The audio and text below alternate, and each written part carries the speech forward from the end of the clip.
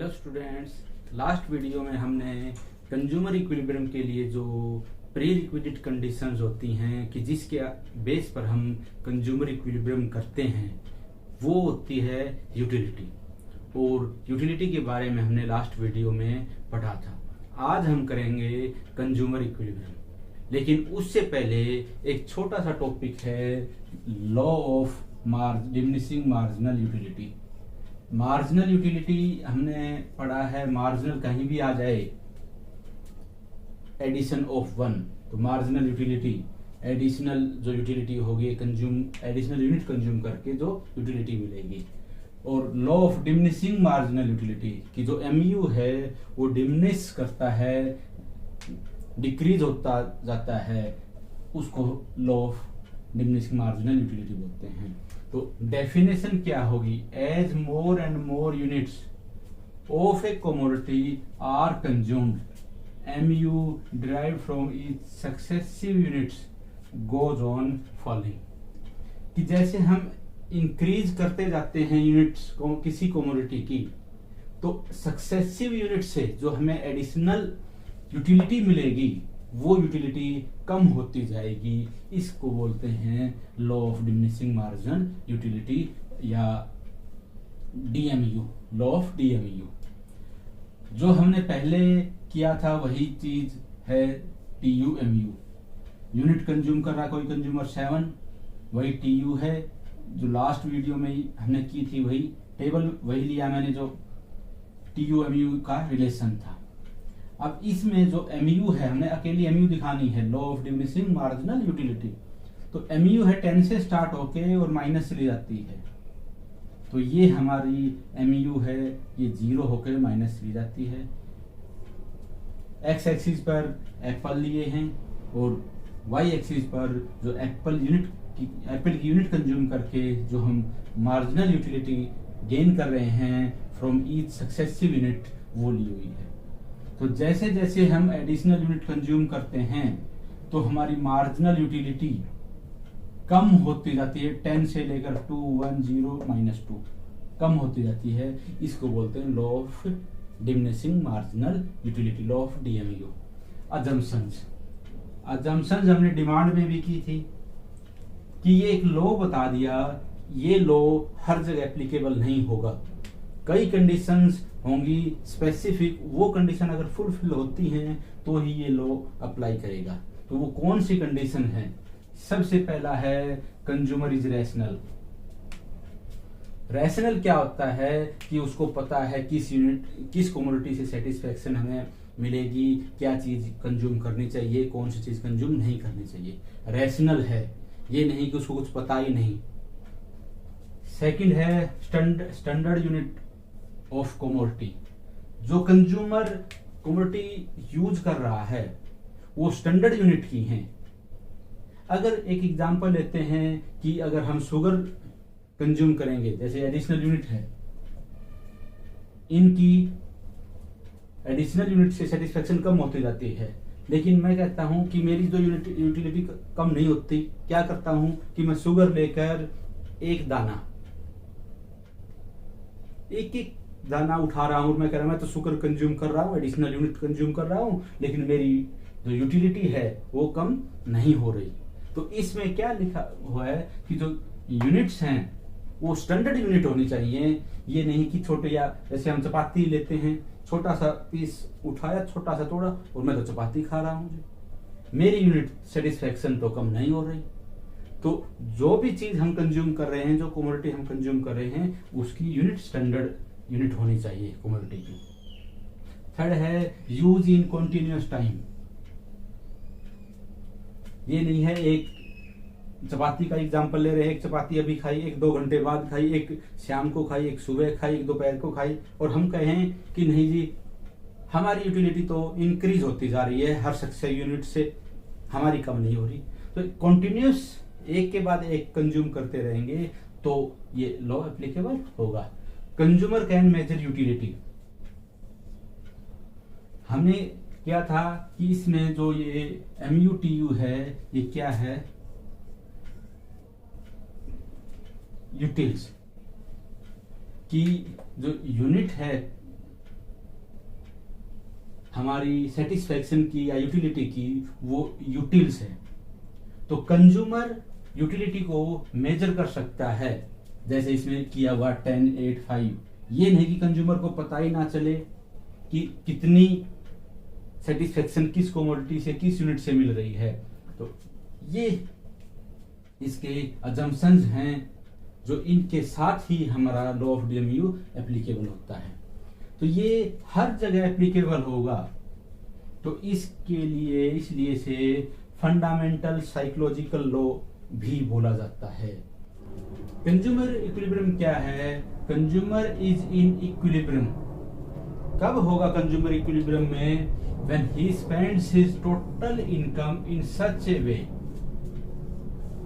Consumer की अपनी मर्जी होती है कि वो इनकम को किस तरह स्पेंड करे।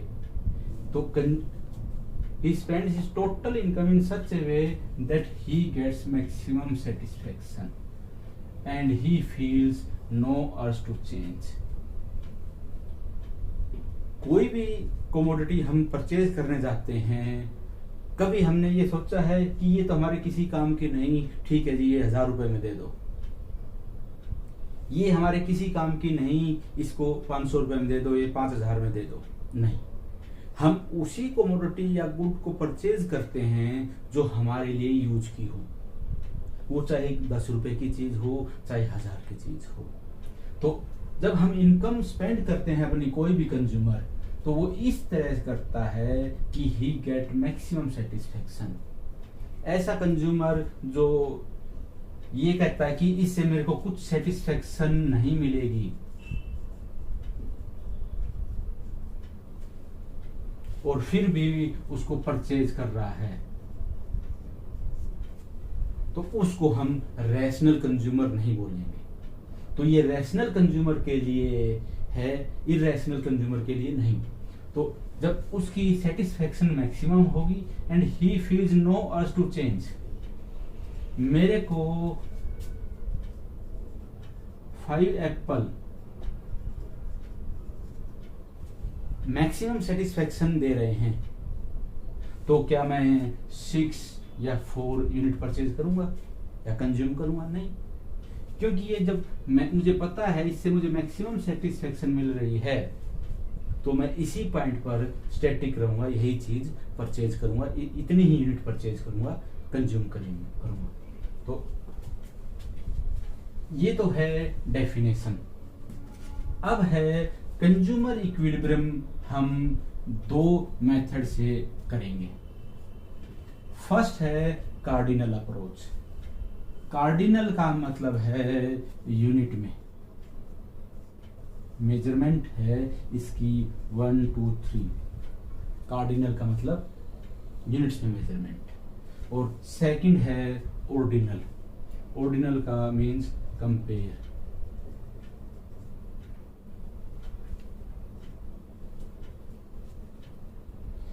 फर्स्ट ऑफ देखते हैं कार्डिनल अप्रोच। कार्डिनल अप्रोच में हम 2 तरीके से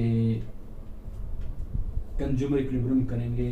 फर्स्ट है सिंगल गुड या 1 गुड, कि कंज्यूमर एक गुड खरीद रहा है एप्पल, तो उसमें किस तरह कंज्यूमर इक्विलिब्रियम में होगा। और सेकंड है 2 गुड्स, कि वो एप्पल और बनाना, ये 2 गुड परचेज कर रहा है। इन 2 गुड्स में कितनी यूनिट इसकी परचेज करेगा, कितनी यूनिट इसकी परचेज करेगा, इसके साथ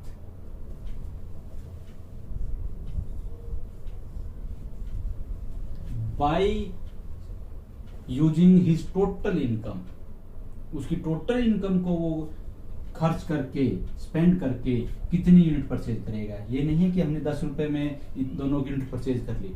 हमारी जो टोटल इनकम है, उस टोटल इनकम में से एप्पल और बनाना की कितनी यूनिट खरीद कर वो मैक्सिमम सेटिस्फेक्शन गेन करेगा। इसमें भी 1 गुड में एप्पल परचेज कर रहा है, तो एप्पल की कितनी यूनिट परचेज करके, जबकि उसकी टोटल इनकम स्पेंड हो जाए, तो कितनी यूनिट परचेज करके वो सेटिस्फेक्शन मैक्सिमम सेटिस्फैक्शन लेगा। अब इसमें क्या है कि जो मेजरमेंट है सेटिस्फैक्शन की या यूटिलिटी की, वो यूटिल्स में काउंट होती है।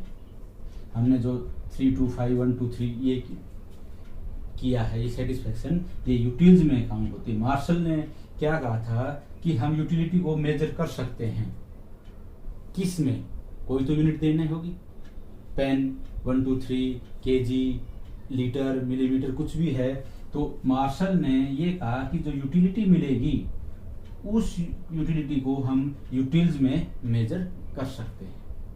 इसके बाद है ऑर्डिनल अप्रोच। ऑर्डिनल अप्रोच में टू गुड्स का हम देखते हैं कि टू गुड्स परचेज करके जबकि उसकी सारी इनकम स्पेंड हो तो वो कैसे मैक्सिमम सेटिस्फैक्शन गेन करेगा। और ये कहते हैं कि utility can be compared not measured. हम काउंट नहीं कर सकते, यूनिट में नहीं बता सकते, हम सिर्फ कंपेयर कर सकते हैं कि एप्पल अच्छा है या बनाना। जी एप्पल है, बनाना है, या और कोई फ्रूट है। तो हम सिर्फ यूटिलिटी को कंपेयर कर सकते हैं, हम यूनिट में मेजर नहीं कर सकते, जो कि मार्शल ने यूटिल्स में दिया था। ये हिक्स ने ऑर्डिनल अप्रोच दी थी। तो अब हम करेंगे पहले वन गुड अप्रोच, कि एक गुड को किस तरह परचेज करेगा कि उसकी मैक्सिमम सेटिस्फैक्शन हो कंज्यूमर की। कंज्यूमर जब सिंगल कमोडिटी परचेज करता है तो किस तरह उसका इक्विलिब्रियम होगा, अब हम ये करते हैं। सिंगल गुड अप्रोच के अंदर कंज्यूमर कब इक्विलिब्रियम में होगा, जब MU of X, marginal utility of X commodity है, is equal to price of X। जब प्राइस जो हम पे कर रहे हैं और उसकी मार्जिनल मतलब एडिशनल यूनिट जो हम लास्ट परचेज कर रहे हैं वो दोनों इक्वल होंगी तो कंज्यूमर इक्विलिब्रियम में होगा। अब हम इसको देखते हैं कंज्यूमर कैसे इक्विलिब्रियम में होगा। हमने ये यूनिट ली हैं 7, टेबल वही है 1085 210 -2। ये है मार्जिनल यूटिलिटी, ये X, ये X। अब कंज्यूमर ये हर कमोडिटी के लिए 1 रुपये प्राइस पे कर रहा है। कमोडिटी का प्राइस 1 रुपी है और ये कंज्यूमर की मार्जिनल यूटिलिटी है ऑफ यूनिट X या एप्पल। अज्यूम कर लो ये एप्पल है।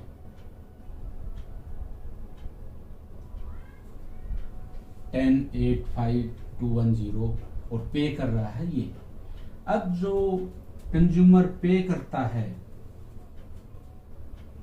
वो करता है रुपीज में, और हमने पढ़ा है कि जो मार्जिनल यूटिलिटी है उसको हम मेजर कर सकते हैं कार्डिनल अप्रोच में। वो क्या होती है, यूटिल्स। तो क्या हम इन दोनों को कंपेयर करें MUX PX कि 1 तो क्या ये कंपेयर हो जाएंगे। मैं ये कहता हूं कि मेरे को 4 एप्पल मेरे से ले लो या 4 एप्पल इक्वल टू 50 बनाना, नहीं।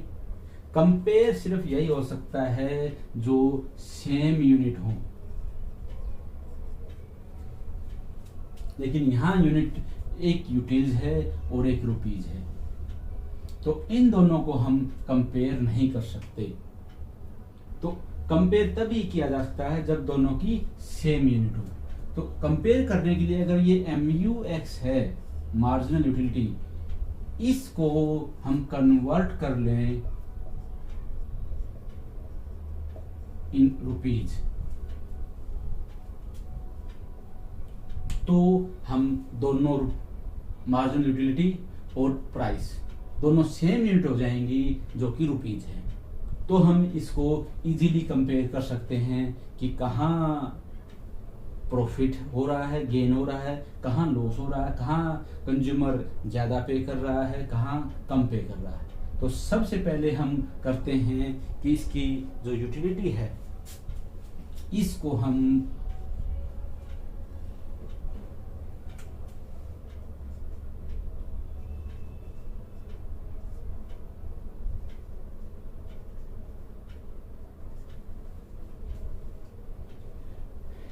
कन्वर्ट करने के लिए MU in terms of money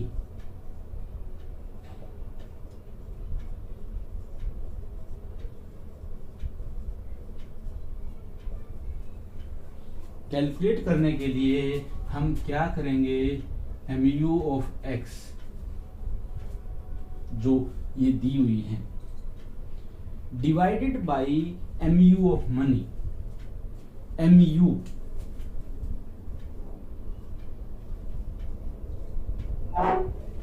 जो हम स्पेंड कर रहे हैं एप्पल पर। MU का मतलब क्या है, मार्जिनल।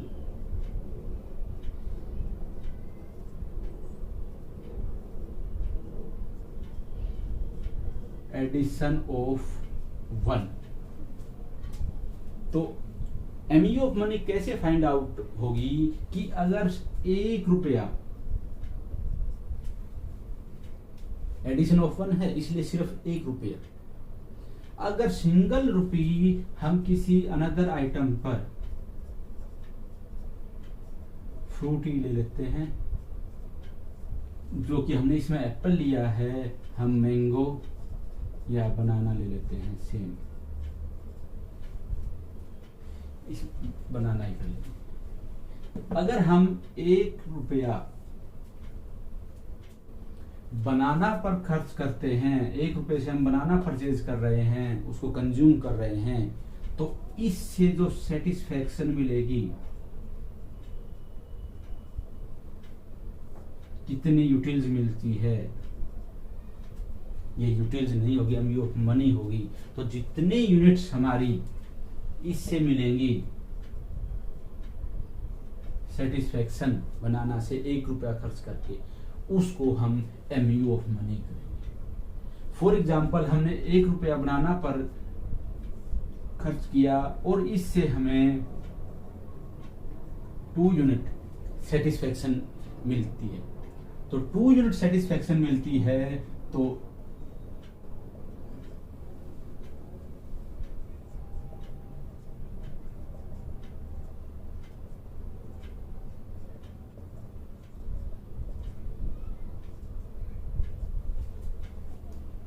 जो MU in terms of money है वो हमारी आ जाएगी 5, 4, 2.5, 1,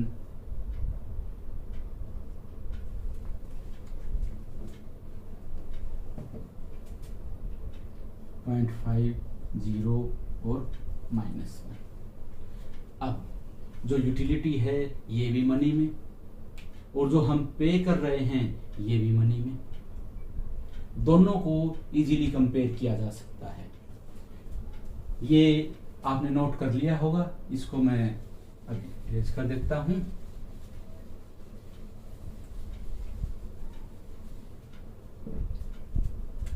अब अगर हम इसको कंपेयर करें,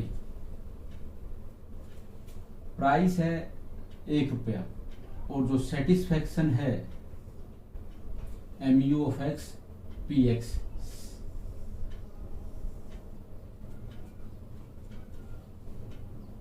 price of X equal to MU of X। MU of X में इकट्ठा ही अब MU ऑफ X ही बोल रहा हूं, उसको है ये इन टर्म्स ऑफ मनी।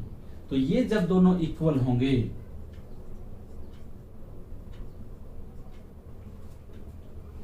उस पर कंज्यूमर इक्विलिब्रियम में होगा। तो इस एग्जांपल में कंज्यूमर 4 यूनिट एप्पल की परचेज करेगा और ही गेट्स मैक्सिमम सेटिस्फैक्शन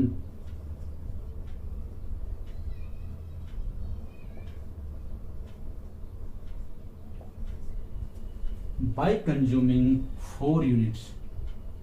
और सेकंड कि उसकी सारी इनकम एप्पल पर ही खर्च होती है, he spends total income on Apple.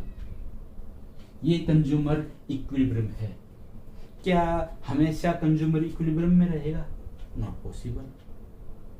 अगर कंडीशन चेंज हो जाए, कंडीशन आ जाती है ये, mu ऑफ x 1 से क्या है, कम है, लेस देन px,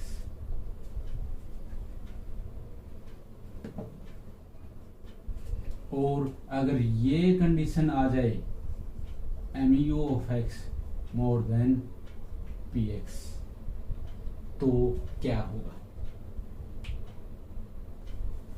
फर्स्ट ये कंडीशन करते हैं। कंज्यूमर इन 3 यूनिट में सिंगल रुपए पेमेंट कर रहा है, लेकिन उसकी सेटिस्फेक्शन 2.5 है।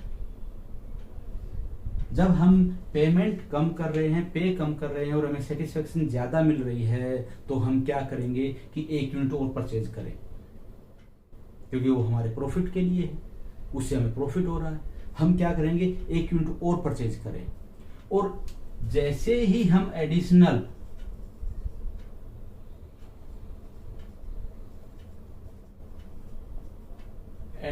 यूनिट जैसे ही परचेज करेंगे,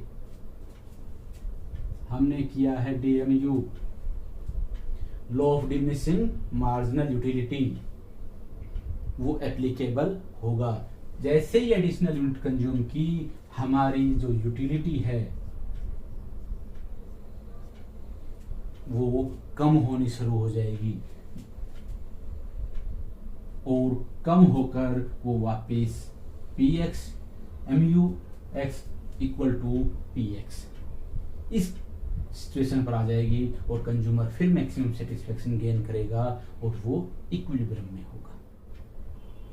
इसके बाद अगर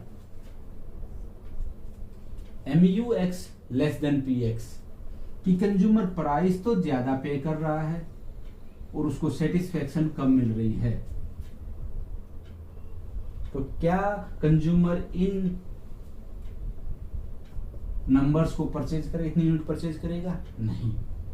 तो क्या करेगा कि कंज्यूमर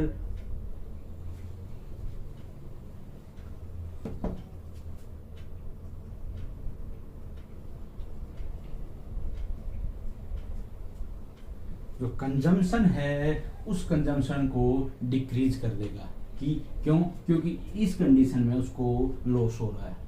तो कोई भी कंज्यूमर है, पेमेंट ज्यादा करे और उसको यूटिलिटी कम मिले, वो उस यूनिट को परचेज नहीं करेगा। तो कंजम्पशन डिक्रीज कर देगा, कम कर देगा। और जैसे ही कंजम्पशन डिक्रीज की, जब हम इंक्रीज कर रहे हैं तो DMU हमारा जो मार्जिन यूटिलिटी कम हो रहा है। तो अगर हम ये कर देंगे, हमने ये कंज्यूम नहीं की, ये नहीं की, ये नहीं की, इतनी की, तो क्या होगा कि हमारी जो यूटिलिटी है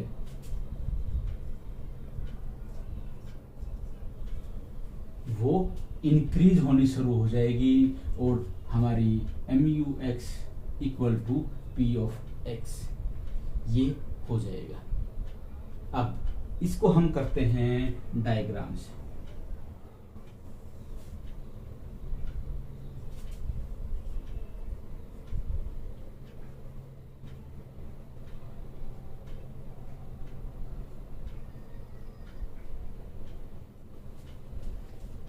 OX यूनिट एक्सिस पर हमने यूनिट ली है, यूनिट ऑफ एप्पल। OY पर हम प्राइस और MU ले रहे हैं। प्राइस क्या है? फिक्स है, ये है जी P ऑफ X, 1 रुपया हमारा फिक्स है। और MU, ये MU, क्योंकि हम दोनों को इक्वल जो सेम टर्म होगी उसी में कंपेयर कर सकते हैं, MU in terms of money और price in terms of money. तो ये हमारा जो MU है इन टर्म्स ऑफ मनी, उसको हम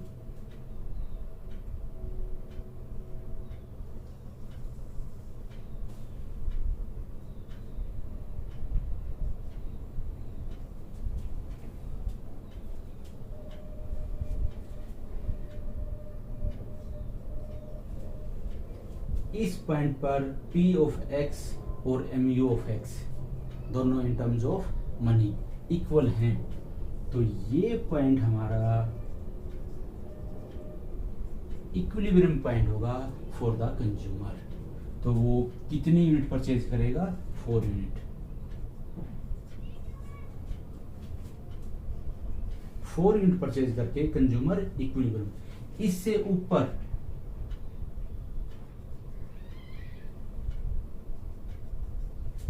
वो पेमेंट इतनी कर रहा है और उसको gain in terms of utility इतनी हो रही है, तो वो इंक्रीज करता जाएगा और अल्टीमेटली इस पॉइंट पर आ जाएगा कि 4 यूनिट कंज्यूम करके इक्विलिब्रियम में होगा। अगर हम इधर देखते हैं,